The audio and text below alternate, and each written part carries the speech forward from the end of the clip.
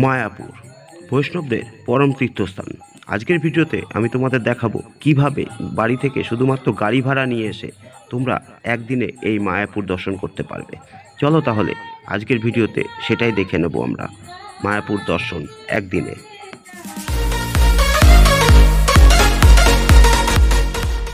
দেখো, এখন যে ঘাটটিতে আছি এই ঘাটটিকে বলা হয় হুলোর ঘাট। এটি মায়াপুর ঘাট, স্বরূপগঞ্জ ঘাটও বলা হয়ে থাকে। কৃষ্ণনগর থেকে যারা অটো ধরে আসছো তারা কিন্তু আসবে এই হুলোর ঘাটে, এবং যে শিয়ালদা থেকে যারা আসছো তারা কৃষ্ণনগর লোকাল ধরে প্রথমে কৃষ্ণনগর স্টেশনে নামবে, সেখান থেকে টোটো ধরে চলে আসবে হুলোর ঘাটের বাস স্ট্যান্ড। তোমরা এই ঘাট দিয়ে যখন আসবে এসে কিন্তু এখান থেকে বাস কিংবা টোটো সবই পেয়ে যাবে। চলো দেখি এই লোক ইনারা যারা আসছে এরা কিন্তু নবদ্বীপ থেকে আসছে। বাস টোটো ধরে তো তোমরা আসতেই পারো ইস্কন মন্দির হুলোর ঘাট থেকে, কিন্তু আজকের ভিডিওতে আমি তোমাদের দেখাবো পায়ে হেঁটে তোমরা কিভাবে যাবে। চলো তাহলে আমরা পায়ে হেঁটে যাই। যেতে দেখো আমরা এই পায়ে হেঁটে আসছি, মোটামুটি তোমাদের 10 মিনিট মোটামুটি লাগবে এই ইস্কন মন্দিরে পৌঁছাতে। দেখতে পাচ্ছ আমি চলে এলাম। আর দেখো বর্তমানে কিন্তু আমি ইস্কন মন্দিরের এই ফ্রন্ট গেট দিয়ে ইস্কন মন্দিরের একদম ভেতরে আছি। আর প্রথমে দেখাবো তোমাদের এক ঝলক এই যে নবনির্মিত ইস্কন মন্দির, যেটা নতুন মন্দির তৈরি হচ্ছে, এটাই সেই মন্দির। দেখো অনেকটা উঁচু, অনেকটা বড়। এরপরে আমি তোমাদের অন্য অ্যাঙ্গেল থেকে আবার দেখাচ্ছি পরবর্তীতে। চলো একটু ভেতরে ঢুকি। এবার তোমাদের নিয়ে যাব শিল প্রভুপাদের পুষ্প সমাধি মন্দির, যেখানে সেই স্থানটিতে। দেখো এই ডান দিক দিয়ে যখন একটু ওপরে উঠে আসবে তোমরা সামনে দেখতে পাবে এই শিল প্রভুপাদের পুষ্প সমাধি মন্দির, এবং এই জায়গাটির দৃশ্য কিন্তু খুবই সুন্দর। দেখো এটাই কিন্তু পুরনো ইস্কন মন্দির বা শিল প্রভুপাদের পুষ্প সমাধি মন্দির। এর সামনে যে ফোয়ারাটা দেখছো এটা কিন্তু একদম এই মন্দিরটির সামনে অবস্থিত, যেটাকে আমরা পুরনো ইস্কন মন্দির বলেও জানি। তো দেখা হলো নতুন ইস্কন মন্দির, পুরনো ইস্কন মন্দির দুটোই তোমাদেরকে দেখালাম। আর এইবার তোমাদেরকে নতুন মন্দিরটিকে আরেকটু সামনের ফ্রন্ট অ্যাঙ্গেল থেকে দেখাচ্ছি। নতুন মন্দিরটা দেখতে কেমন হচ্ছে, এটা কিন্তু সামনের পোর্শনে এখন আমি আছি। দেখো নতুন মন্দিরটাকে ঠিক এই রকম লাগে সামনে থেকে, তোমরা দেখেই বুঝতে পারছো। এরপরে তোমাদের নিয়ে চলে এলাম এই অন্নদান কমপ্লেক্স। অনেক ভোরবেলা কি সকালবেলা হয়তো অনেকে বাড়ি থেকে বেরিয়েছো। চলো প্রথমে ফ্রি প্রসাদ গ্রহণ করে নাও। দেখো আমি আছি এই অন্নদান কমপ্লেক্সে।